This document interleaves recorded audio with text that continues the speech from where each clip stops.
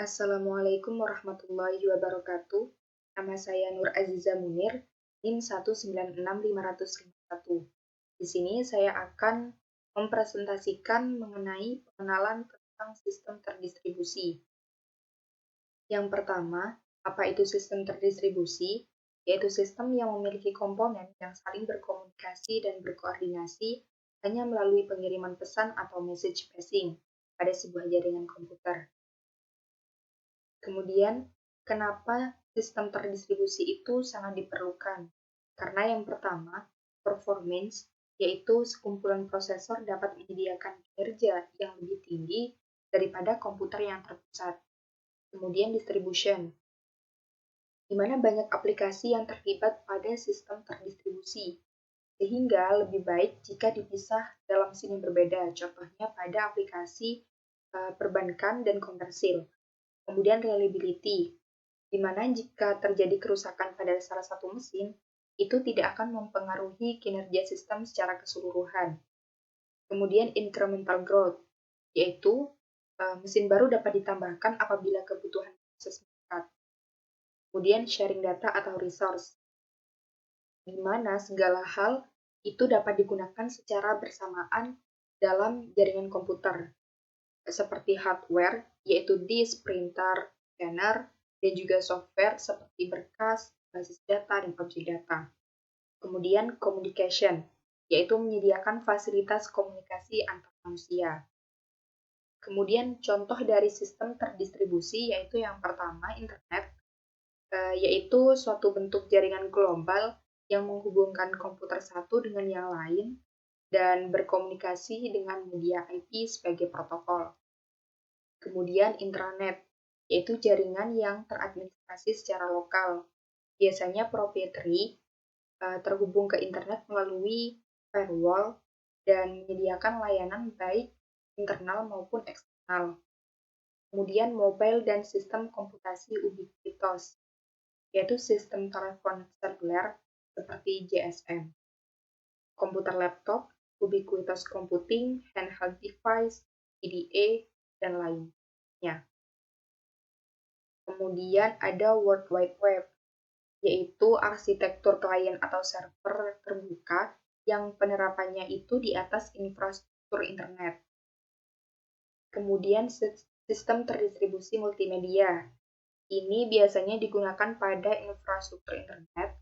Cirinya yaitu yang pertama, sumber data yang heterogen dan memerlukan sinkronisasi secara real time. Contohnya yaitu video, audio, dan teks. Dan ciri yang kedua yaitu multicast. Contoh dari sistem terdistribusi multimedia yaitu teleteaching tools, video conferencing, video, and audio on demand. Kemudian untuk contoh sistem terdistribusi yang lain, yaitu ada sistem telepon seperti ISDN dan PSTN. Kemudian manajemen jaringan seperti administrasi sesumber jaringan, dan juga network file system, seperti arsitektur untuk mengakses sistem file melalui jaringan.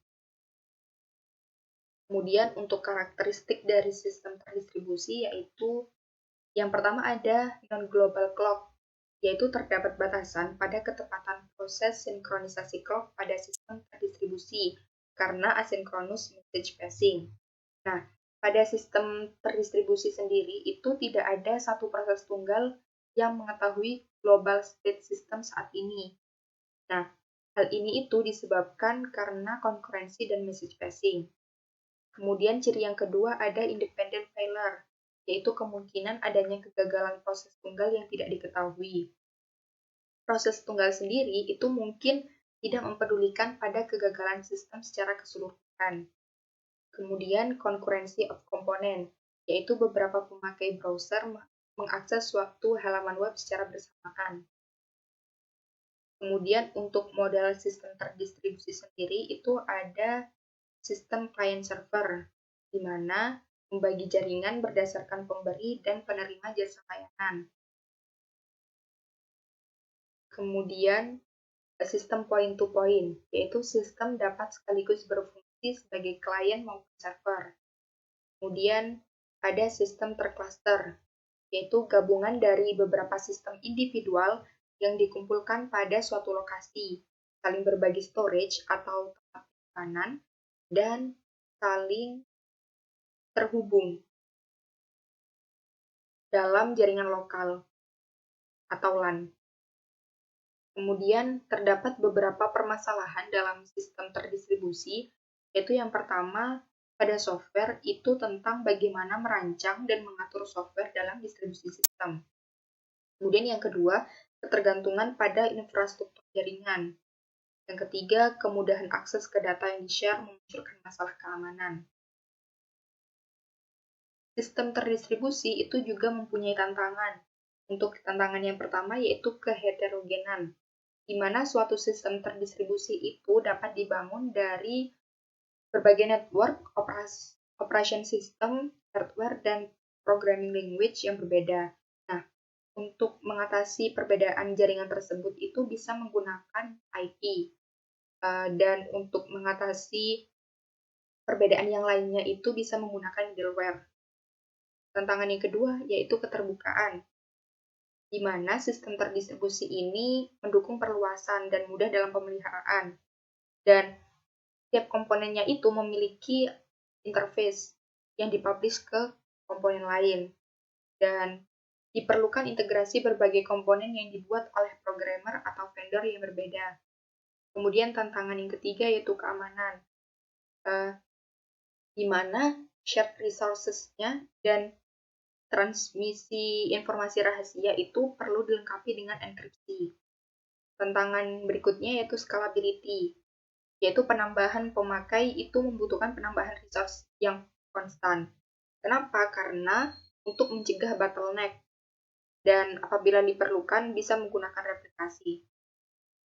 Kemudian berikutnya penanganan kegagalan, yaitu perlu kita ketahui bahwa tiap proses komputer atau jaringan itu dapat mengalami kegagalan secara independen, dan komponen lain harus tetap berjalan dengan baik. Contohnya itu seperti violet branch pada sistem distribusi bank. Kemudian tantangan berikutnya yaitu konkurensi, di mana multiple user secara bersamaan membuat permintaan kepada sumber daya bersama. Kemudian transparansi. Transparansi ini transparan bagi pemakai. Keberadaan beberapa komponen itu hanya tampak sebagai satu sistem saja. Nah, transparansi ini ada berbagai macam. Yang pertama yaitu replication transparency, di mana pemakai maupun pemrogram aplikasi itu tidak perlu mengetahui adanya replikasi resource yang dapat meningkatkan kehandalan dan kinerja. Kemudian ada failure transparency, yaitu pemakai dan pemrogram aplikasi dapat menyelesaikan tugasnya walaupun ada kegagalan hardware atau software. Kemudian mobility transparency, itu resource dan klien dapat berpindah tanpa mempengaruhi operasi pemakai atau program. Kemudian ada performance transparency, di mana sistem dapat dikonfigurasi ulang untuk meningkatkan kinerja sejalan dengan perubahan beban sistem. Kemudian ada scaling transparansi, yaitu sistem dan aplikasi mudah bertambah luas tanpa perubahan struktur sistem dan algoritma aplikasi. Nah, sekian presentasi mengenai pengenalan tentang sistem terdistribusi dari saya. Apabila ada kesalahan, saya mohon maaf. Terima kasih. Wassalamualaikum warahmatullahi wabarakatuh.